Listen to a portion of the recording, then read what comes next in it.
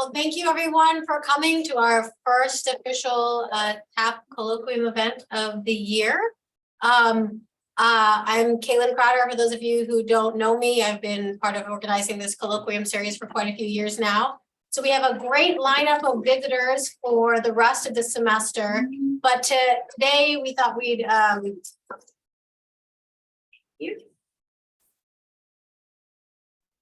Awesome, thanks. So today we thought we'd start out with something different and try a little bit of a sort of mini symposium and get a few graduate students and postdocs from each department to present. From some of you, I've heard that this is popular and we're going to try to do it at least a few more times throughout the year. Maybe we'll have a bigger event. We're still working on that. But I just wanted to start out by showing a couple of slides. Let's take these change. First of all, this is a incomplete or overcomplete list of people we tried to compile that we think might be interested in the theoretical astrophysics program, faculty and research scientists, graduate students and postdocs.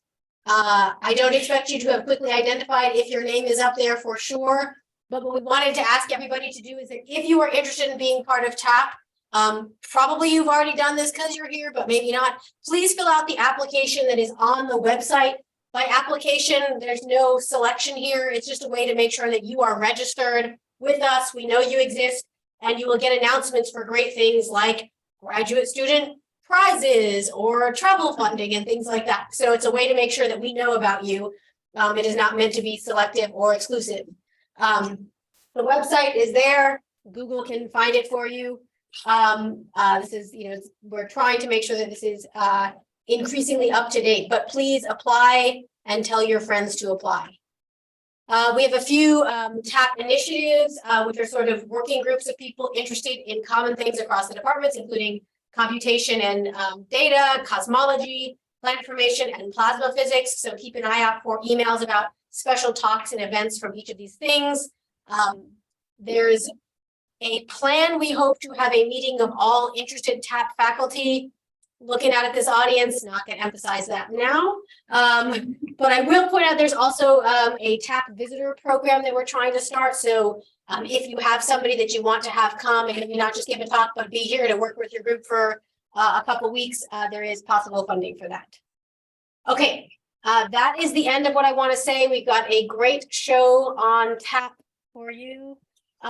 Except is Adeene here? We don't have your slide. I sent them twice. Okay. Yeah. We will try to work that out. I have my laptop. You have your laptop. Great. New schedule. Can you be last and just plug your laptop in at the end? Sure. Okay. Thank you. Sorry, I don't know what happened. We're gonna go roughly in alphabetical order. Everyone's going to take about 7 minutes. I'll try to leave time for 1 or 2 questions after each talk, but we've got 5 talks, so it's going to be a little bit of a lightning round. I will try to moderate, and I think given the speed, we're going to go with in-room questions, not online questions today. So, all right, take it away, and please introduce yourself when you start, because I'm not going to get in and interrupt everybody. Yeah, go ahead.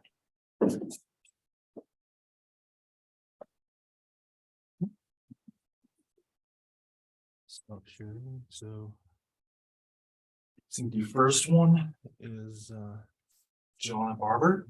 Right here. And share the screen.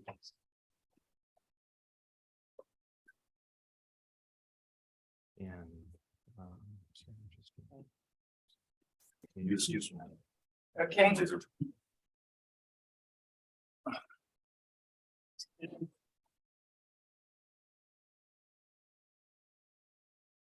Is it moving? No, it's not.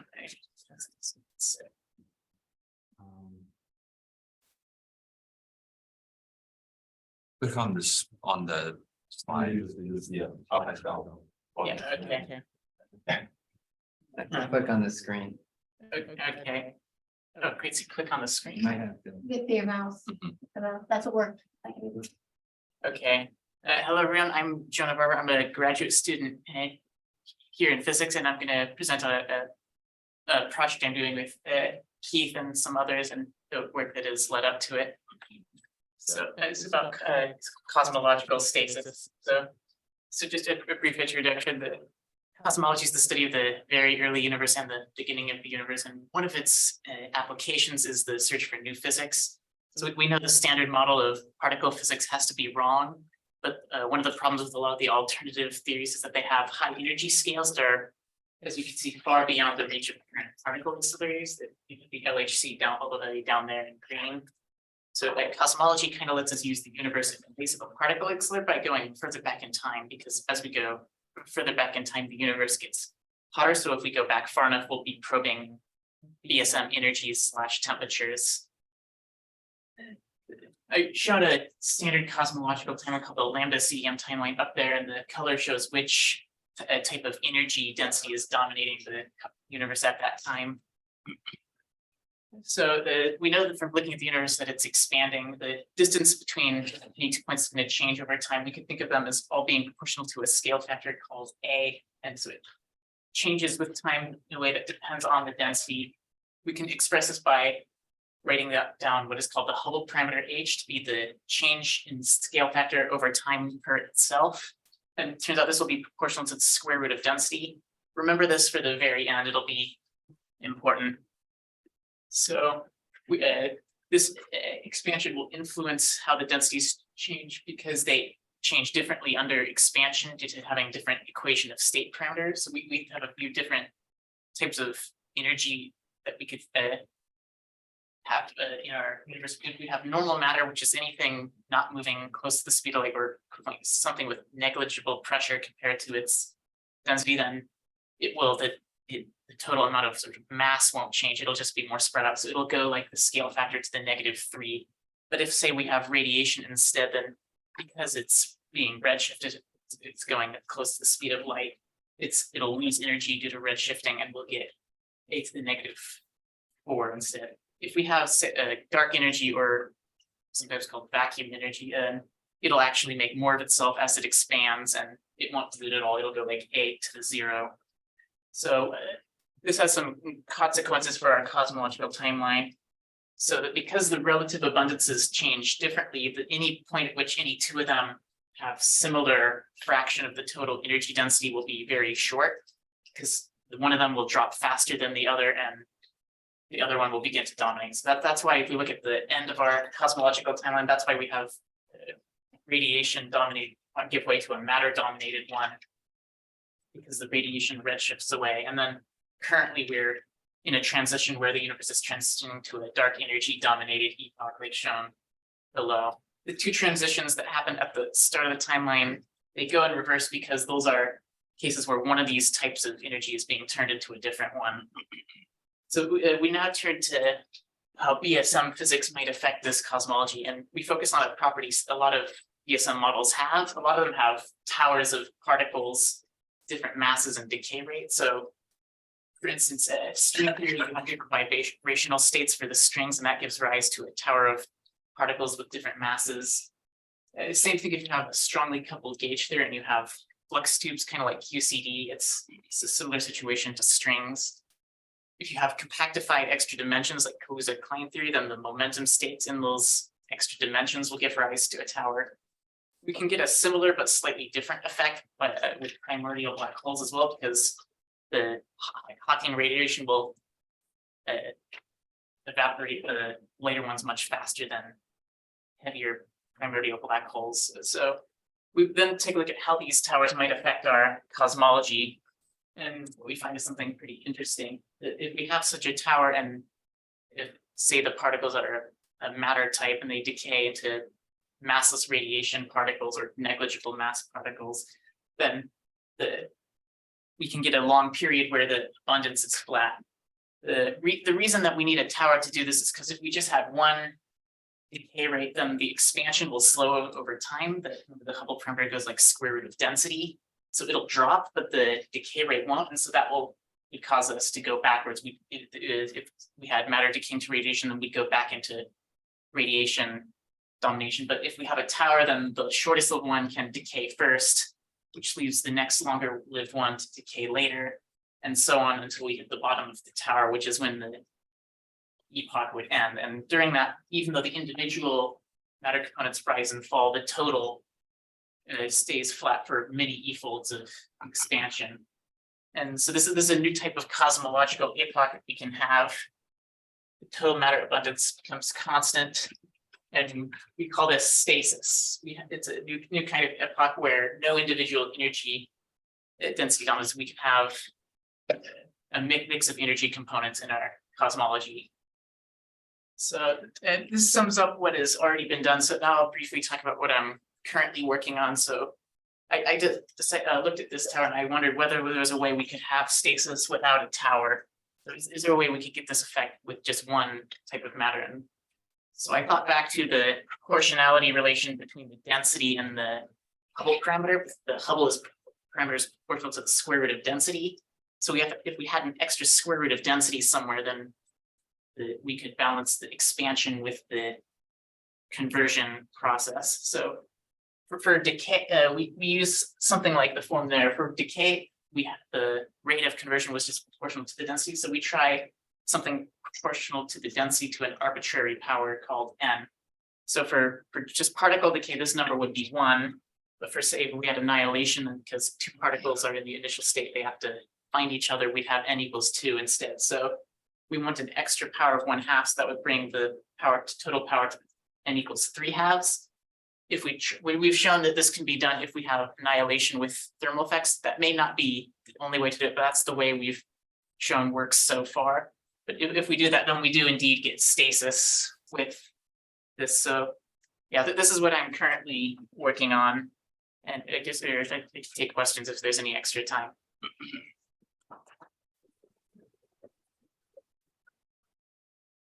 Maybe one or two quick questions for Jonah? Yeah. So at what cosmological epoch do you expect stasis? Pre-recombination or post-recombination? But you see, by recombination, you're talking about a little bit before, before recombination. It's excluded afterward. Technically, if you there might be a very near to matter domination stasis. This tower model might also apply to something like stars if you have like the massive ones die first. So something similar like that might apply, but it would be so close to matter domination that for practical purposes that stasis is excluded after recombination. Where they're currently thinking that it goes in reheating. So just after the end of inflation, you can splice into reheating. You can have the inflatons produce the tower, and then the tower decays into standard model or dark matter particles. They've also done some more work recently. This isn't what I'm working on, but I think it's been published by now. They've shown another way to create stasis where you have a inflation-like component in it as well. So you can have what's called a stasis inflation, where you have a field kind of like an inflaton, where you have a tower of inflaton fields that are in stasis with other stuff. And so that could be used to replace inflation as well. So it's on the early end. Any other questions? All right, let's thank Jonah again.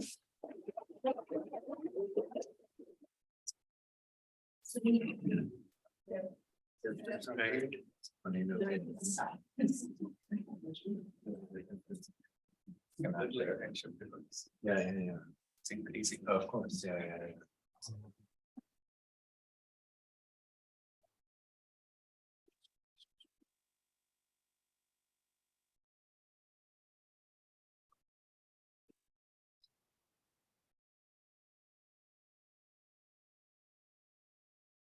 Hi everyone, I'm Haley Bowden, and I work with Professor Peter Baruzzi, and I'm interested in the connection between galaxies and their host halos. Something that is really interesting about galaxies is they're not completely isolated systems. So galaxies form in the center of dark matter halos, and the galaxy that forms depends on the depth of the potential well of the halo, on the angular momentum of the halo, on whether the halo undergoes any mergers or creates new matter. So there's an intimate connection between the galaxy and its host halo. And this is particularly true when it comes to mass. So stellar mass is well correlated with halo mass. But the relationship is not perfect. There is for a given stellar mass, some scatter in what halo masses are allowed, especially as we get to higher halo masses. What I've been working on is, can we improve the our inference of a halo mass from just stellar mass alone? And one way that one thing that we can use to do this is we can use the spatial distribution of nearby galaxies. So you might remember from some cosmology class, whatever, that more massive halos tend to form in denser environments. So we would be looking for using, in addition to stellar mass, using the spatial distribution of halos to give us more information about halo mass. Can't measure the spatial distribution of halos, but halos host galaxies, and we can see galaxies. So using the spatial distribution of galaxies, we're going to halo mass. Now there isn't a straightforward like one statistic or two statistics about the spatial distribution that tell us immediately what halo mass is. And so what we've tried to do is take as much of the information in the spatial distribution as we can and use a neural network to extract that information and infer the halo mass. So to do that, we consider two different measures of the spatial distribution. First, we did the distances to the 50 nearest neighbors. So we considered the projected, considered the 50 neighbors that were closest by projected distance within a fairly wide redshift cut. And we also did counts in cylinders. So we created a circular aperture around your target galaxy and just counted the number of halos that fell within it. And we did this for different redshift separation bins. So these are, the idea is that these are things that we should be able to do observationally as well. So we're taking these features, predicting halo mass. This is just a black box. This is our neural network. I can tell you more about it later if you want to know. We found that at least for z equals 0, that our network does a pretty good job of predicting halo mass over quite a wide range of halo masses. And so this is the results on one simulated data set where the network has been trained on a different simulated data set. But one of the interesting things we found was that the different environmental measures give us different information. So if you look at the red points, this is the predictions we were making of halo mass from stellar mass alone. As we got above 10 to the 12 solar mass halos, started to increase the root-mean squared error of our prediction of halo mass, and continuing to increase as we go to higher halo masses. When we added the distances to nearest neighbors, we decreased the error in this, mostly in the central regime, going a little bit up higher, but then the error started increasing again. And I don't know if there's a way to move this to. No, we can't. Okay, it's fine. And if we did the counts in cylinders instead, it didn't have much of an impact in this central region, but instead, but was very helpful in the higher mass region.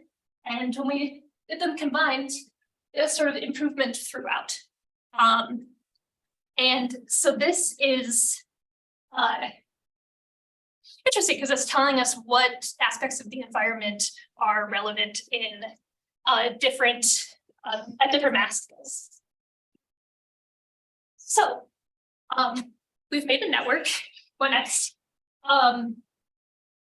First, we want to test the performance of the network on more simulated data sets. That's just seeing how it performs, seeing if it generalizes. Then we'd like to apply it to observations, because that's the real thing that we want to get at. We want to know the masses of real halos. And then as a sneak peek for what else I'm kind of working on, the background, it turns out that other halo properties, secondary halo properties, also correlate with galaxy properties. And they also correlate with the environment. There's a assembly bias for these halo properties as well. And so I'm interested in seeing if we can use a similar approach to get at those as well. Thank you.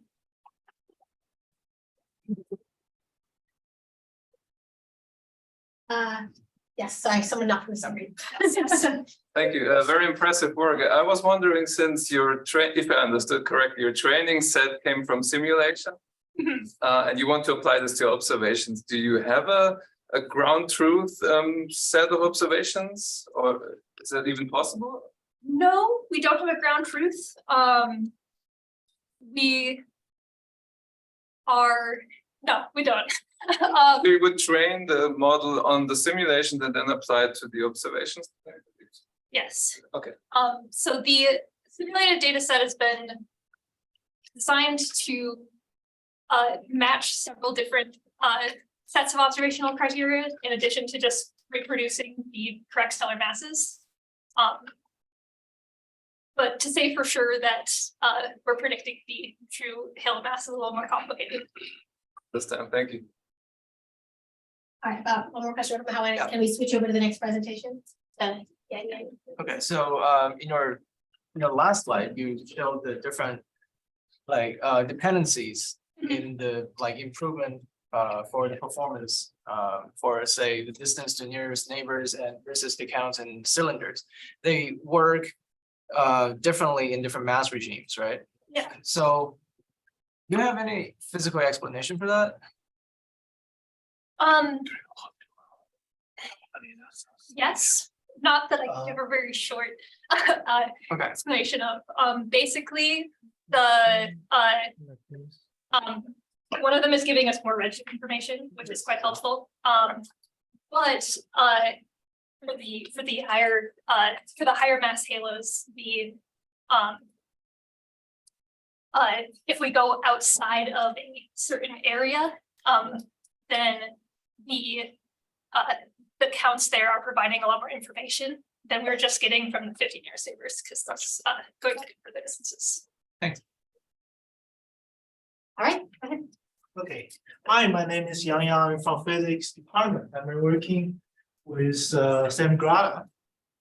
So Landau Lifshitz proposed an equation many years ago describing the motion of charged particles, including radiation reaction. So this is the equation. You can see inside the bracket, these are radiation reaction terms. They're highly nonlinear. And this prefactor is actually extremely small. And this is the reason why in most cases we can ignore radiation reaction. But when the electric field is pretty strong, we can have extreme ultrarelativistic particles. In such regime, the radiation reaction could no longer be ignored and could be comparable to a Lorentz force. So we have to solve a highly nonlinear equation. So there has been suggestions even going back to decades of trying to simplify this nonlinear equation. And in the astrophysics aspect, we know that neutron stars usually come with magnetic fields, very strong. And because it's spinning, it will create very strong electric fields. And in such case, the particle can be extremely ultra-relativistic. But since are more subtle for this case, because there could be pair creations to create a lot of positive and negative charges to screen out the electric field. But we haven't known the details, but what if the pair creation is not strong enough? Or simply near the current sheet where we must have very strong electric fields? That's the scenario we're concerned about. So a few years ago, Gruzinov proposed a formula for balanced state or the charged particle in a circular orbit. We calculate the curvature radiation power of it, and imagine that if this energy loss is totally compensated by the electric field, then we can get a balanced formula, gamma factor formula for this charge. Besides this, and many people, including Guzinov himself, propose that in a strong radiation reaction regime, particles tends to move along this special direction, which is only determined by local field. And because it is the velocity of the particle that's determined by local field rather than the acceleration, that's why it's also called Aristotelian. This direction is very special because if the particle is right at this velocity, in the particle's raster frame, you'll see that E and B fields are in parallel with each other. And this lambda is the strength of the electric field in that reference frame. And in the relativity literature, it's also called principal null direction, which is a solution of the Eigen's equation of the field strength tensor. And in some literatures, it is also called radiation-free direction. This is because if you plug this velocity back into the lambda Lipschitz equation, you'll find out even the particle is ultrarelativistic, the radiation reaction is still ignored. So here's a contradiction. People claim that this has to be the velocity for the strong radiation reaction, but you plug this into dynamic equation, you get a weak radiation reaction. So we propose that to solve this contradiction, we actually need to introduce a very small deviation from this principal null direction. So, but this deviation has never been mentioned in the previous feature. So also there's no derivation from the fundamental dynamic equation, which is LL equation. And third, there's no numerical demonstrations of this balance state and no conditions for validity of when this balance will be valid. We solved the above issues. So we use the tool of Frenet theory formulas. So imagine there's congruence of integral curves of this principal null direction in space. Along each curve, we can set up L as the tangent direction, and N is normal direction pointing to the center of the radius of curvature, and L cross N defines K. So we introduce a small deviation, which is Vapor, that is perpendicular to the L direction. Using this way, we simplify the lambda Lipschitz equation and derive the Guzinov's formula directly in the general case, not constrained to a circular orbit. And now the radius in that formula becomes curvature of the integral lines here. Well, we also derive the specific condition for when this situation will be valid. And if the particle starts at a relative small velocity, we can predict the time it needs to reach this balanced state. So this is one of our numerical simulations. To make things simpler, we use the symmetry field along the z-axis, and both E and B fields are circular here, and they have constant stress through the space, but have different centers. And the B field is twice as strength as the E field. So these black lines are examples of the principal null direction curves here. On the left side, the orange line is the trajectory of the simulated particle. You can see it follows the curves of the principal null directions roughly, drifting from one curve to another. On the right side, there are numerical predictions, numerical simulations and theoretical predictions of our results. You can see they agree with each other perfectly. So in summary, we derive the Guzinov's formula and the important corrections. Notice these corrections, that small deviation is crucial. Only with these corrections can we derive Guzinov's formula directly from dynamical equations. Second, we obtain precise conditions validity, and we demonstrate everything numerically. Now this improved theory is ready for applications for astrophysics. Thank you. Questions? Do you have some examples of what the applications to astrophysics are? Applications, so for example, this will affect the particle's trajectory, like in the current sheet where you have very strong field. And also this balanced state has a specific gamma factor and is meeting some specific curvature radiation.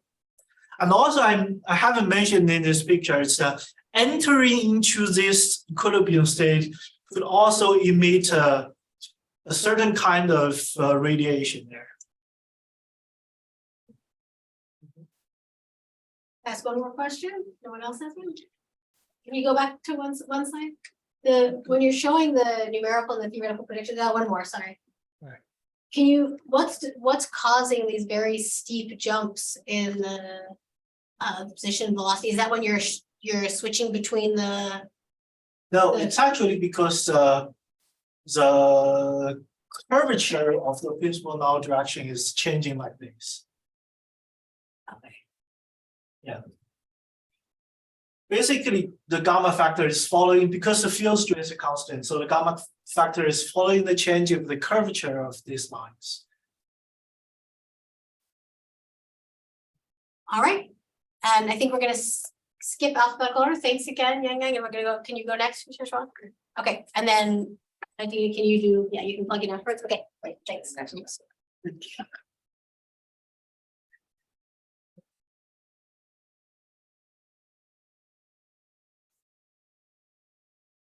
Hello everyone. So I'm Jiachuan Xu, first year graduate student working with Dr. Tim Mathers. So today I'm going to talk about kinematic lensing as a cosmological probe. Okay, this one. So first of all, I'm just to give a short introduction to the fiducial cosmology. So we have our universe cosmology model like this. We have inflation and Big Bang, and we have like recombinations, we get CMBs, and the universe just expand, and we get stars and galaxies, and until like nowadays. And we want to probe our universe. So there are two methods we can probe that. Like, is first of all, we just measure the expansion history or the geometry of the universe, and we can also measure the growth history or clustering of the matter contents in the universe, such that we can like know the informations of our cosmology parameters. And what we can use to probe that,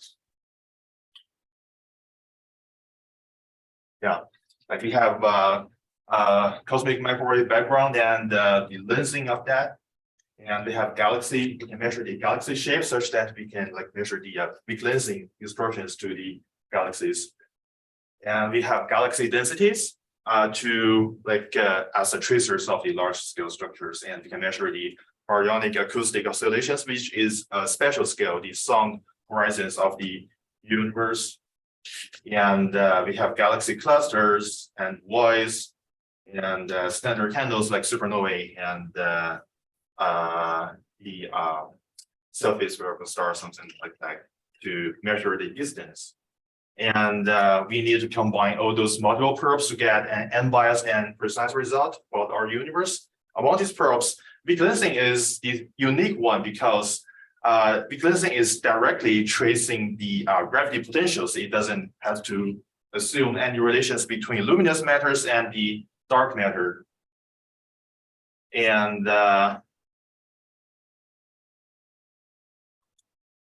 but big lensing has this problem. So if you like see from the left pictures, there are two galaxies.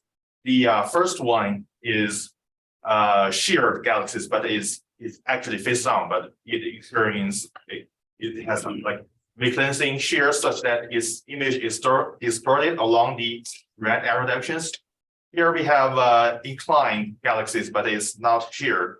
From the picture, we can see no difference between them. So that's the problem of big lensing, like the shear distortions. It generates with the intrinsic shape of galaxies. And intrinsic shape is, well, we don't know that from observations.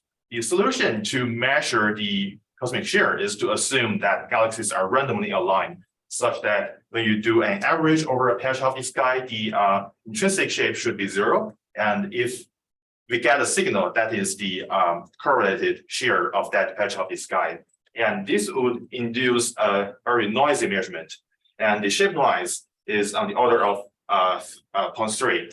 And then we have to include lots of galaxies to suppress this shape noise. And we have to include faint galaxies. This introduces more problems like the shear calibration bias. We can measure shape of faint galaxies pretty well. The redshift uncertainty and intrinsic alignment, all those are like the intrinsic alignment is that actually the intrinsic shape of galaxies are not random, such that the signal is contaminated. And so kinematic lensing is a new method to break these degeneracies. So still these two galaxies, like what if we put a slit along the major axis and take the spectrum for the first one? For the first one, we're going to get we won't get any rotation curve along the axis because it's based on. But for the second one, we're going to have non-zero rotation curves because it is actually inclined such that like from the left and right, we're going to have some left side velocity. So the same idea can be applied to prism. Like we study this idea like on basis of the Roman Space Telescope. The Roman Space Telescope has a very wide field of view. It has overlapping imaging survey and prism survey.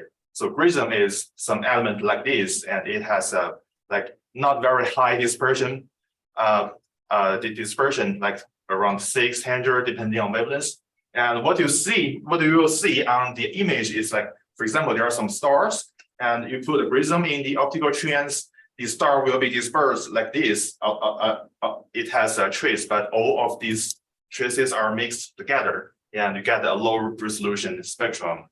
And we study that for the Roman instrument, we're going to have shape noise around 0.035. So this is how we get that part of information. For example, if you see galaxies like this and the prism spectrum like this, some like dispersed trace like this. If you apply shear, it looks like on the left. If you don't apply shear, like it's not being sheared, then the image looks like in the middle. And if you take the difference, they have like different patterns that are affected under cosmic shear.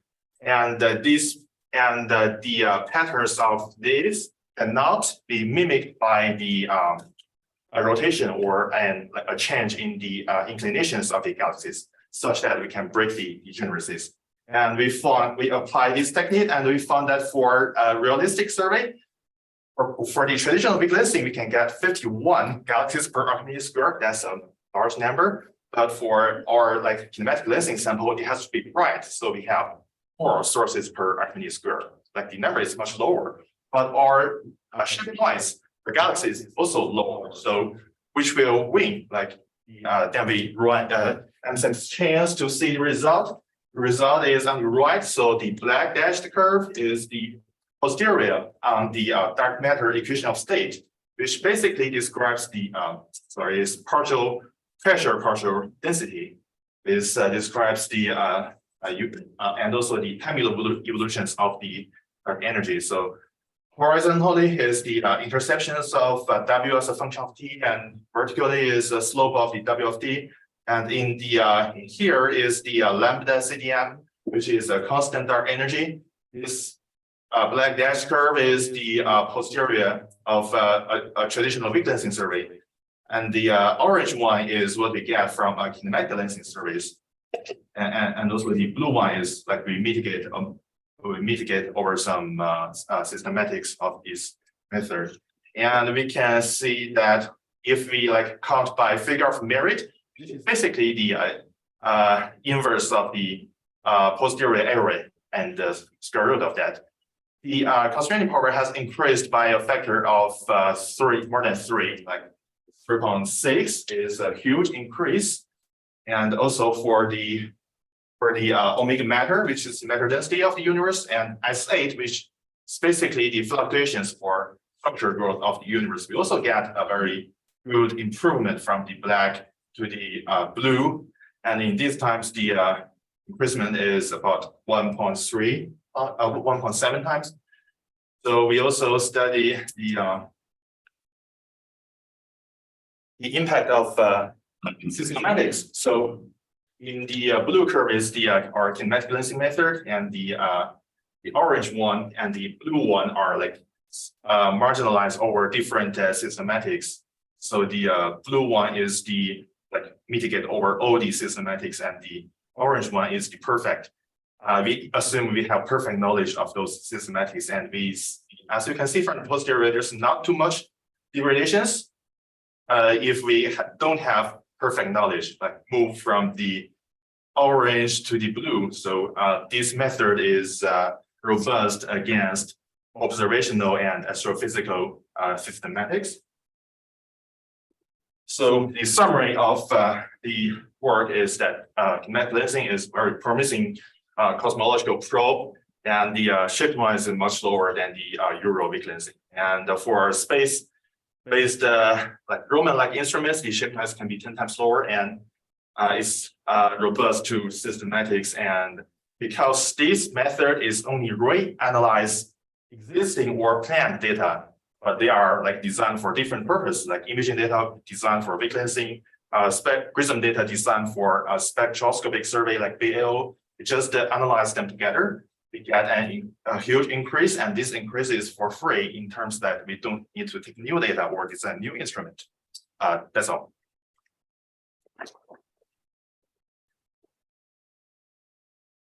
For a couple questions, yeah.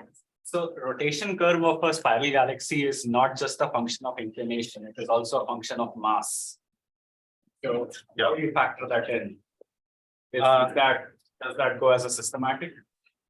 Sort of like for galaxies of a different orbital magnitude have different velocity, and we also include artificial relations into the model, such that if we have the Barber band magnitude, we can have an estimate of its circular velocity, and that is put in as a prior in our model and marginalize over that. I see. Questions?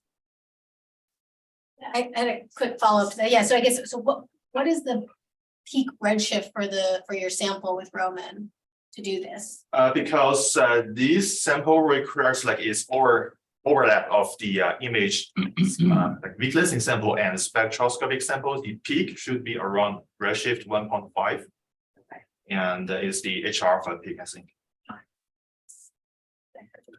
So if these galaxies have some intrinsic ellipticity originally, does that factor into your errors?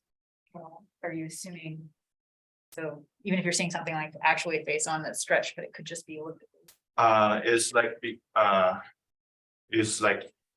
for weak lensing, the intrinsic shape is degenerated with shear, and the shape noise is assumed that the intrinsic shape is totally random.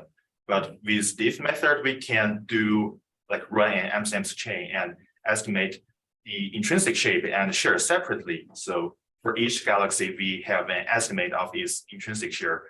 For sure, it's not perfect inference. The error budget is combined into the effective shift noise, and it should be lower than the traditional weak lensing method. Great, thanks. All right, I'm gonna have any short. Can I just share my screen? Or just use for user. Call, but I think probably easier to just. You mind using you're on Zoom? Yeah. I just joined Zoom. Okay. I can share my screen. Does that work? Try. Okay, great. All right. Okay. Cool. Do I need to turn my own microphone on though? Or is there audio? Yeah, I use the room. Yeah. Great.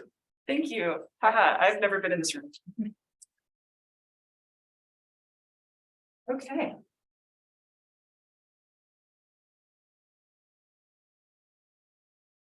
Hi, everyone. I'm really excited to be with you today. I am Adeene Denton. I am a new postdoc in the Lunar Planetary Laboratory working with Eric Asfog.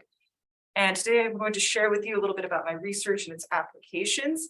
about how we could use the formation and evolution of giant impact basins as a tool to turn impact basins into a probe to study the interiors of icy worlds across the solar system, to determine which of them might be potential ocean worlds and thus potential hosts for life.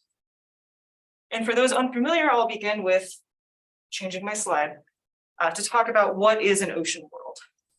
Ocean worlds are of interest to us because they present a class of unusual, potentially habitable environments in the outer solar system.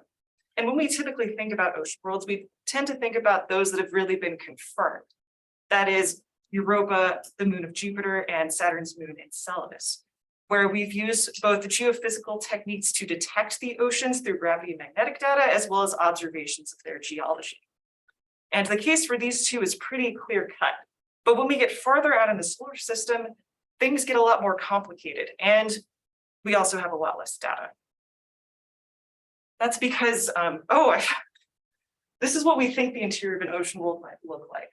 Meaning, when you look at an ocean world from the outside, what you see is a large ice shell that covers the body, but it's thought that between that ice shell and the rocky core, there is a global ocean. And for these bodies, it has been confirmed using both gravity and, in the case of Europa, magnetic data, as well as the fact that Enceladus actually actively has plumes at its south pole. So we can see it. But ocean world detection is something that can actually be very difficult because you need extensive time invested and in situ investigation, in particular, multiple orbits to get that gravity data. And for some place like Pluto, which was visited by New Horizons in a flyby mission, stuff like that really wasn't possible. Because it was a flyby mission, we don't have the geophysical measurements necessary to say whether or not there's an ocean there for sure. But that hasn't stopped us from speculating using the geologic observations that we do have. Because Pluto is so geologically active in the present day, it's led scientists to suggest that Pluto may have possessed an ocean in the past and may continue to have one right now, using lines of evidence such as potential cryovolcanism, as well as the presence of widespread extensional tectonics, which are inferred to be the result of an ocean at least partially freezing and causing the entire body to expand. So here we think there might be an ocean, but we can't confirm it. Conversely, Saturn's moon Mimas, which is the smallest mid-sized moon of Saturn, has the opposite problem, meaning we have geophysical evidence from Cassini through its libration measurements that suggest that Mimas should potentially have an ocean beneath its ice shelf. But when we look at the geology, there's really nothing there to suggest this. Mimas looks more like Mercury than it does Enceladus. It's heavily cratered, and this has been a subject of some consternation because if a body has an ocean, we expect that ocean to interact with the ice shell in a way that's geologically relevant, and yet we see nothing. So both of these bodies, an ocean might be there, even should be there, but we still don't really know for sure. Well, fortunately, there are many candidate ocean worlds like this, and they all tend to share a characteristic feature that could help us diagnose whether or not there's an ocean. And that is giant impact basins. I've highlighted each body's giant impact basin in red, and that is Sputnik Planitia on Pluto, which is an impact basin that's larger than the state of Alaska, and Herschel on Mimas, which is the impact basin that makes it look like it's the Death Star. we all know. And there's a reason why I can use these features to try to detect an ocean. And that's because the presence, persistence, and morphology of large impact basins like Sputnik and Herschel reflects the internal properties of the target, including its thermal and mechanical structure.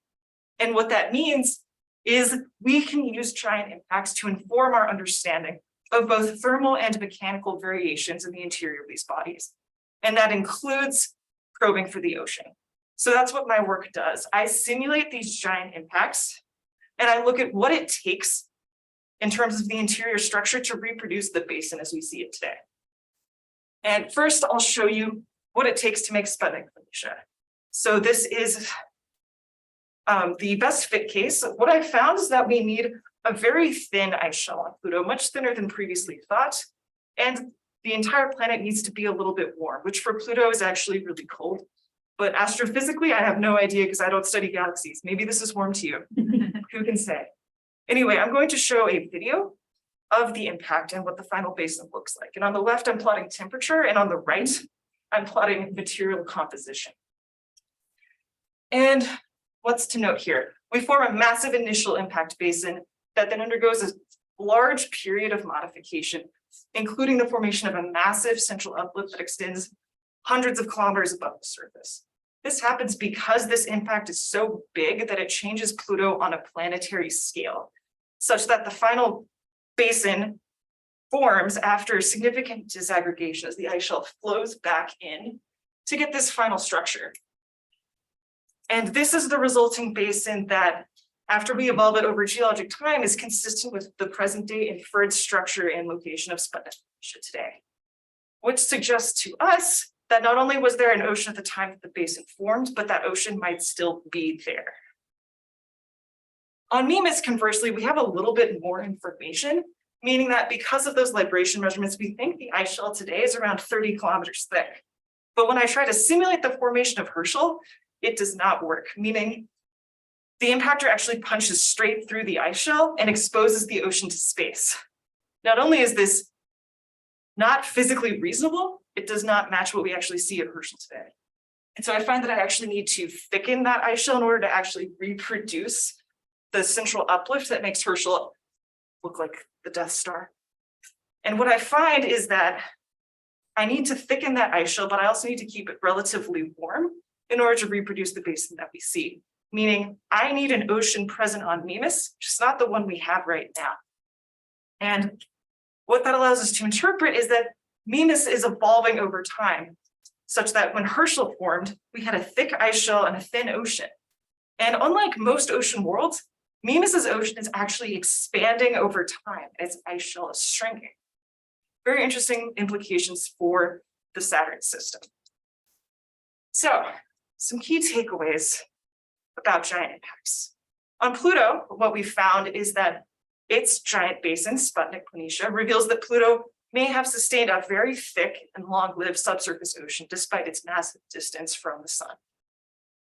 And on Mimas, Herschel suggests that the moon is evolving over time with an ice shell that's actually thickening rather than thinning. So that right now we might not see geologic evidence on the surface for that ocean, but if we stick around 10 million years, 100 million years, we might start to see something interesting. Together, that suggests that impact simulations can provide a window into icy and ocean worlds that reveal that many more than we currently can observe might possess much more active interiors than we currently anticipate. So thank you.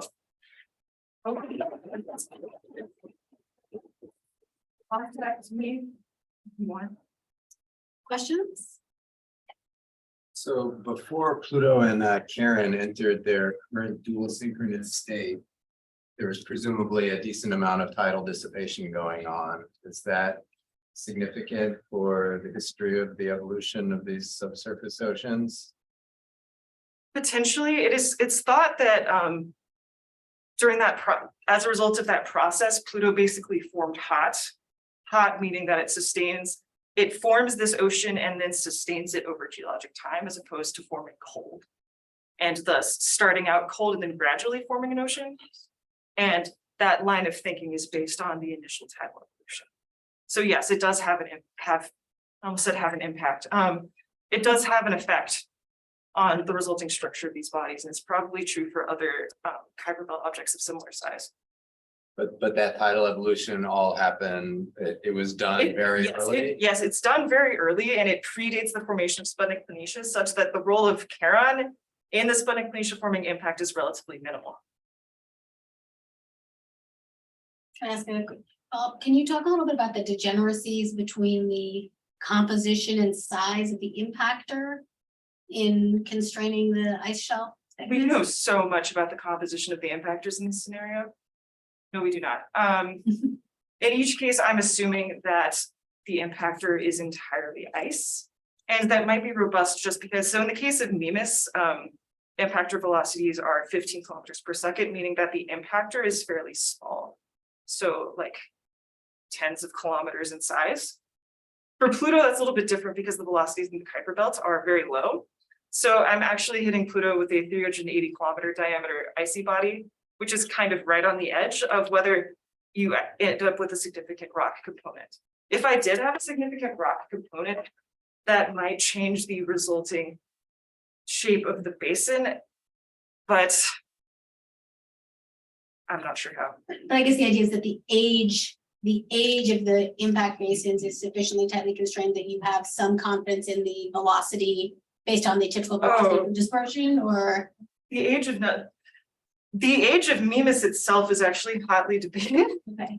So in the case of Sputnik Planitia, which is lurking in the background in this picture, we know that it's probably almost the oldest thing on Pluto, but we can't constrain how old Pluto is outside of simulations of solar system evolution. So it's thought that Sputnik Planitia formed after the scattering of objects such that Pluto is where it's currently located, and therefore the average inferred speed of the Kuiper Belt object today is the inferred average speed of the Sputnik Planitia forming impactor. And because the impact speeds are so low, like 2 kilometers per second, which is right on the edge of hypervelocity, a 1 to 2 kilometer variation when the object is so big doesn't tend to change the shape that much, actually. It's just because on a planetary scale, if we change it by an order of magnitude, it would make a difference, but that is very unlikely in the Kuiper Belt. Does that answer your question? Just a quick question. What type of simulations do you use? I use a shock physics code called ISAIL, and it's an alternating Lagrangian Eulerian code, so that's why the name is like that. And I simulate things in 2D. It has a 3D option, but because for some work that was not discussed, I had to simulate the entirety of Pluto at 2 kilometers resolution, which meant that doing that in 3D is computationally inefficient. So I use it's entirely grid-based, and material can be tracked through the grid or using Lagrangian tracer particles. Does that answer your question? All right, well, if there's no other questions, thank you all for being a great audience, and we'll see you back here in 2 weeks.